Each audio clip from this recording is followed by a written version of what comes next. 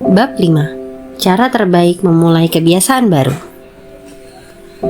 Pada 2001, para peneliti di Britania Raya mulai bekerja dengan 248 orang untuk membangun kebiasaan berolahraga yang lebih baik dalam kegiatan selama 2 pekan.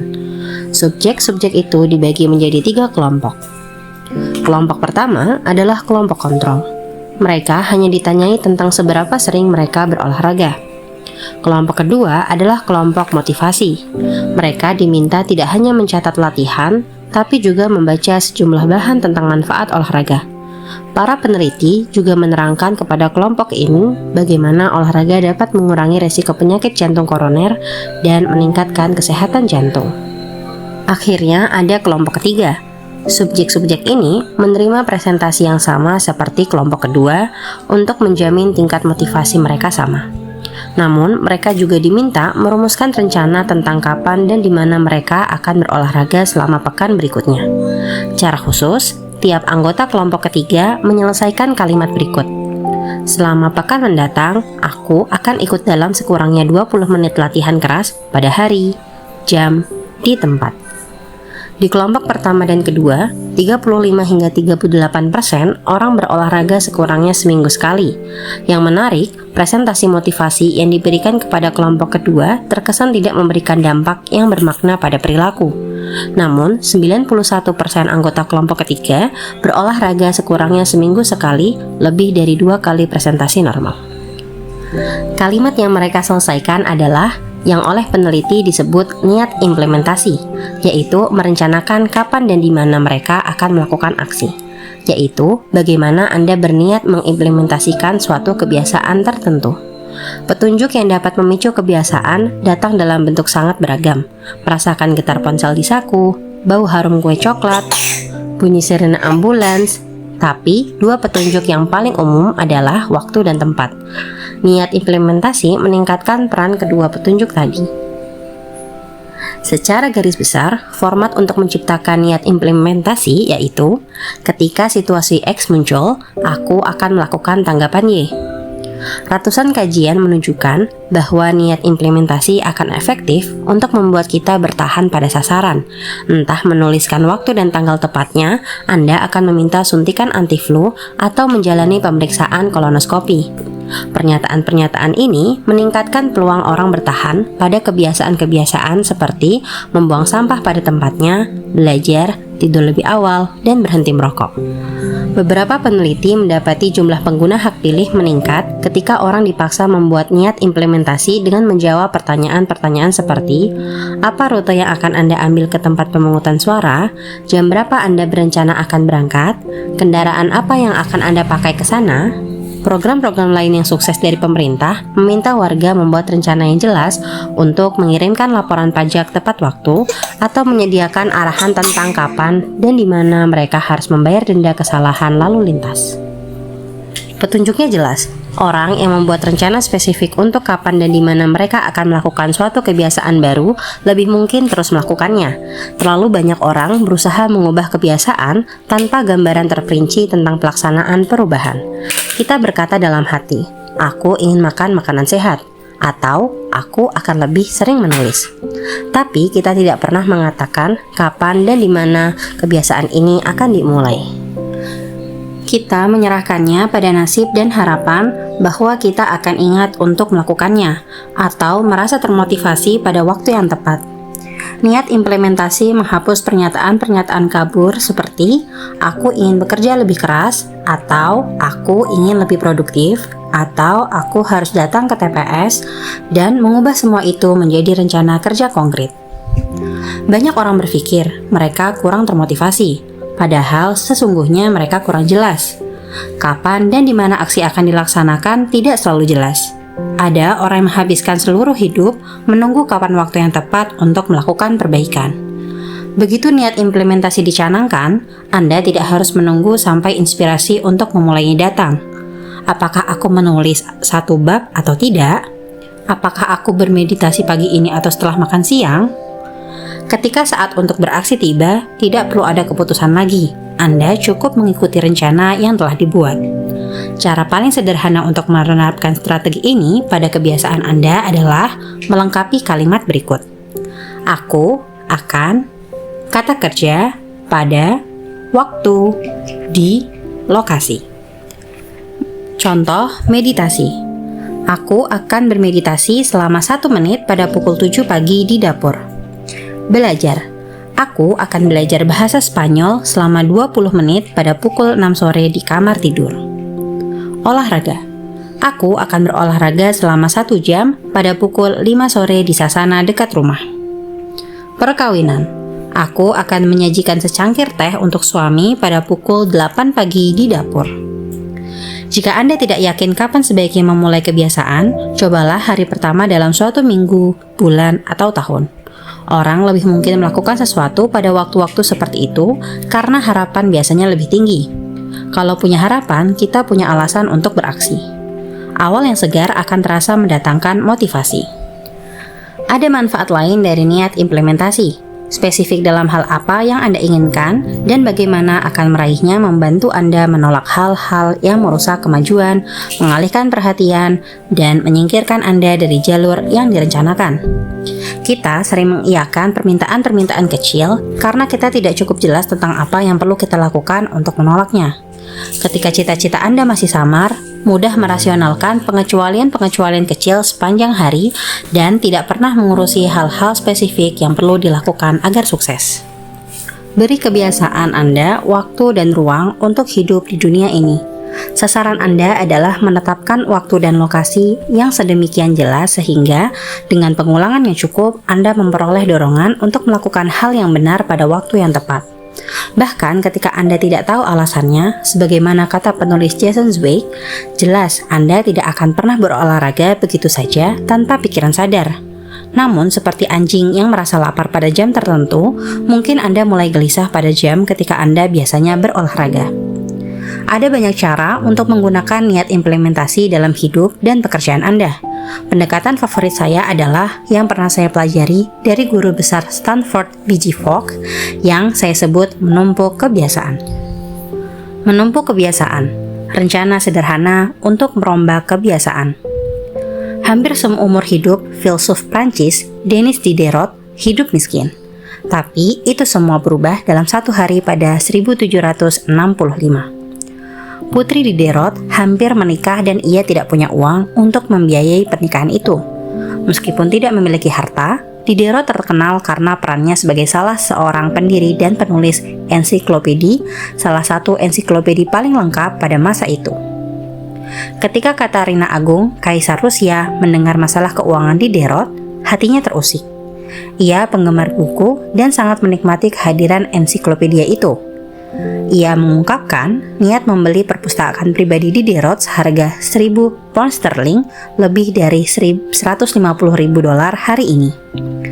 Dalam seketika, Diderot mempunyai uang banyak. Dengan kekayaannya yang baru, ia tidak hanya mampu membiayai pernikahan putrinya, tapi juga membeli jubah untuk dirinya sendiri. Jubah itu indah, begitu indah. Sesungguhnya sampai-sampai ia langsung melihat bahwa jubah itu sangat tidak cocok dengan barang-barang lain miliknya yang biasa-biasa. Ia menulis tidak ada kecocokan lagi, tidak ada kesatuan lagi, tidak ada keindahan lagi antara jubahnya yang anggun dan barang-barang lain yang ia miliki. Diderot langsung merasakan dorongan untuk meningkatkan kelas harta miliknya. Ia mengganti karpetnya dengan karpet dari Damaskus. Ia menghias rumahnya dengan patung-patung mahal. Ia membeli cermin untuk dipasang di atas perapian dan meja makan yang lebih bagus. Ia membuang kursi rotannya yang lama dengan kursi berlapis kulit. Seperti kartu domino yang jatuh beruntun, belanja yang satu disusul belanja berikutnya. Perilaku Diderot ini bukannya tak lazim. Sesungguhnya lah kecenderungan belanja yang satu disusul belanja berikutnya memiliki nama, efek Diderot. Efek Diderot mengatakan bahwa satu barang baru sering menciptakan spiral konsumsi yang mengantar ke belanja lebih banyak. Anda bisa menemukan pola ini di mana-mana. Anda membeli gaun dan terpaksa membeli sepatu baru dan anting supaya sesuai. Anda membeli sofa dan tiba-tiba muncul ketidakpuasan terkait tata letak seluruh ruang keluarga. Anda membeli mainan untuk anak Anda dan segera sesudah itu harus membeli semua kelengkapan yang menyertai mainan itu. Belanja itu memicu reaksi berantai. Banyak perilaku manusia mengikuti siklus ini. Anda sering melakukan sesuatu berdasarkan apa yang baru Anda selesai lakukan. Pergi ke kamar mandi diikuti dengan membasuh dan mengeringkan tangan yang mengingatkan Anda untuk menaruh handuk kotor ke mesin cuci. Jadi, Anda menambah sabun cuci ke dalam daftar belanja dan seterusnya. Tidak ada perilaku yang berdiri sendiri. Setiap tindakan menjadi petunjuk yang memicu perilaku berikutnya. Mengapa ini penting? Dalam kaitan dengan membangun kebiasaan baru, Anda dapat memanfaatkan keterhubungan perilaku dengan keunggulan Anda.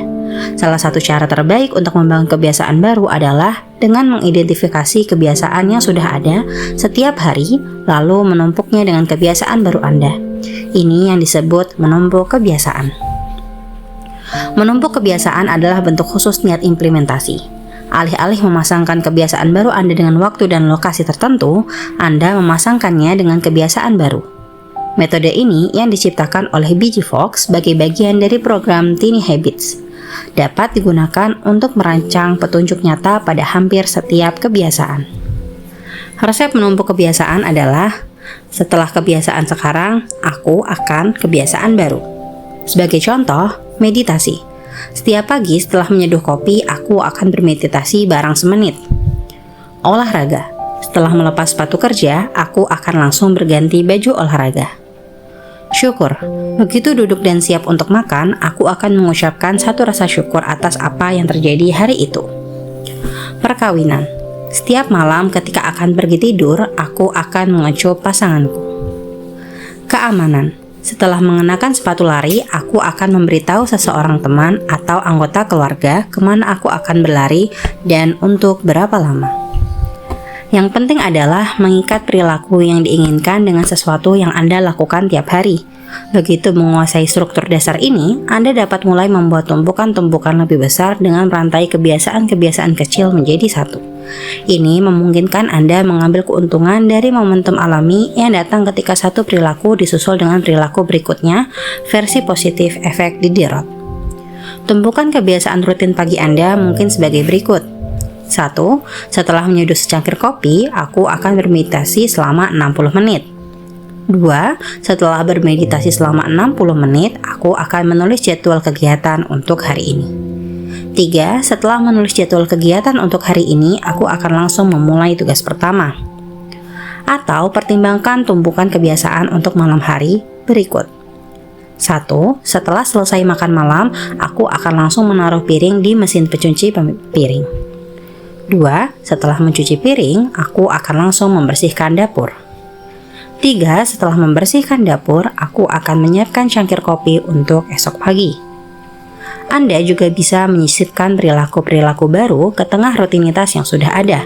Sebagai contoh, Anda mungkin memiliki rutinitas pagi yang boleh jadi sebagai berikut. Bangun, merapikan tempat tidur, mandi. Misalkan Anda ingin mengembangkan kebiasaan membaca lebih banyak tiap malam, Anda dapat mengembangkan tumpukan kebiasaan Anda dan mencoba sesuatu seperti bangun, membereskan tempat tidur, menaruh buku di dekat bantal, mandi. Sekarang ketika Anda naik ke tempat tidur tiap malam, sebuah buku sudah tersedia untuk Anda nikmati. Secara keseluruhan, menumpuk kebiasaan memungkinkan Anda membentuk seperangkat aturan sederhana untuk memandu perilaku Anda di masa mendatang. Seolah-olah Anda selalu memiliki rencana untuk aksi yang akan dilakukan berikutnya. Begitu merasa nyaman dengan pendekatan ini, Anda dapat mengembangkannya menjadi tumpukan kebiasaan yang umum untuk memandu Anda setiap kali situasinya tepat. Olahraga. Ketika melihat ada tangga, aku akan menggunakannya bukan menggunakan lift. Keterampilan sosial. Ketika berjalan masuk ke ruangan pesta, aku akan memperkenalkan diri kepada orang yang belum kukenal. Keuangan. Ketika ingin membeli sesuatu seharga lebih dari $100, aku akan menunggu 24 jam sebelum membeli. Makan sehat. Ketika menyiapkan makanan untuk diri sendiri, aku akan selalu mendahulukan sayuran. Minimalisme. Ketika membeli barang baru, aku akan melepas salah satu yang sudah ada. Satu datang, satu keluar. Suasana hati. Ketika telepon berdering, aku akan menarik nafas dalam dan tersenyum sebelum menjawab. Pelupa. Ketika meninggalkan tempat umum, aku akan memeriksa meja dan kursi untuk memastikan tidak ada yang tertinggal. Tak peduli bagaimana Anda menggunakan strategi ini, rahasia menciptakan tumpukan kebiasaan yang sukses adalah memilih petunjuk yang tepat untuk memicu aksi. Tidak seperti niat implementasi yang secara spesifik menyatakan waktu dan lokasi untuk suatu perilaku, menumpuk kebiasaan secara tersirat memiliki waktu dan lokasi yang sudah menyatu. Kapan dan di mana Anda memilih menyisipkan kebiasaan ke dalam rutinitas sehari-hari dapat menghasilkan perbedaan yang besar. Bila Anda sedang mencoba menambahkan meditasi ke rutinitas pagi, tapi pagi itu serba kacau dengan anak-anak terus berlarian di dalam rumah, berarti itu waktu dan tempatnya salah. Pikirkan kapan Anda akan paling mungkin sukses. Jangan memaksa melakukan kebiasaan baru ketika Anda cenderung sibuk dengan sesuatu yang lain. Petunjuk Anda juga harus memiliki frekuensi yang sama dengan kebiasaan yang Anda inginkan. Bila ingin melakukan kebiasaan setiap hari, tapi Anda menumpuknya di atas kebiasaan yang hanya terjadi pada hari Senin, itu bukan pilihan yang bagus. Satu cara untuk menemukan pemicu yang tepat bagi tumpukan kebiasaan adalah melalui curah pendapat atas daftar kebiasaan Anda saat ini. Anda bisa menggunakan kartu nilai kebiasaan dari bab terakhir sebagai titik awal. Sebagai ganti, Anda dapat menciptakan daftar dengan 2 kolom. Dalam kolom pertama, tuliskan kebiasaan-kebiasaan yang Anda lakukan tiap hari tanpa pernah lalai. Sebagai contoh, bangun tidur, mandi, menggosok gigi, berpakaian, mulai bekerja, makan siang, pulang kerja, berganti pakaian. Daftar Anda bisa jauh lebih panjang, tapi Anda tentu sudah paham. Dalam kolom kedua, tuliskan semua hal yang pasti terjadi pada Anda. Misalnya, matahari terbit, Anda menerima pesan singkat, lagu yang Anda dengarkan, matahari terbenam. Bersenjatakan 2 daftar ini, Anda bisa mulai mencari tempat terbaik untuk menyisipkan kebiasaan baru dalam gaya hidup Anda. Menumpuk kebiasaan paling berhasil ketika petunjuknya sangat spesifik dan bisa langsung dilakukan. Banyak orang memilih petunjuk yang terlalu samar. Saya sendiri pernah melakukan kesalahan ini. Ketika saya ingin memulai kebiasaan push up, tumpukan kebiasaan saya adalah ketika istirahat makan siang, aku akan melakukan push up 10 kali. Sepintas lalu ini terkesan wajar. Namun sejenak kemudian saya sadar bahwa pemicu ini tidak jelas. Apakah push up akan saya lakukan sebelum makan siang atau sesudah makan siang? Di mana saya akan melakukannya? Setelah beberapa hari yang tidak konsisten, saya mengubah tumpukan kebiasaan saya menjadi setelah menutup laptop untuk makan siang, aku akan push up 10 kali di samping meja kerja. Ketidaktegasan hilang. Kebiasaan seperti membaca lebih banyak atau makan lebih baik adalah alasan yang bagus. Tapi sasaran-sasaran ini tidak menyediakan instruksi tentang bagaimana dan kapan dilakukan. Harus spesifik dan jelas. Setelah menutup pintu, setelah menggosok gigi, setelah duduk di meja, spesifik itu penting. Makin erat kaitan kebiasaan baru Anda dengan petunjuk yang spesifik, makin besar peluang Anda akan mengingatnya ketika tiba saatnya beraksi. Kaidah pertama perubahan perilaku adalah menjadikannya terlihat. Strategi seperti niat implementasi dan menumpuk kebiasaan termasuk cara paling praktis untuk menciptakan petunjuk-petunjuk nyata untuk kebiasaan dan merancang rencana yang jelas tentang kapan dan di mana aksi akan dilakukan.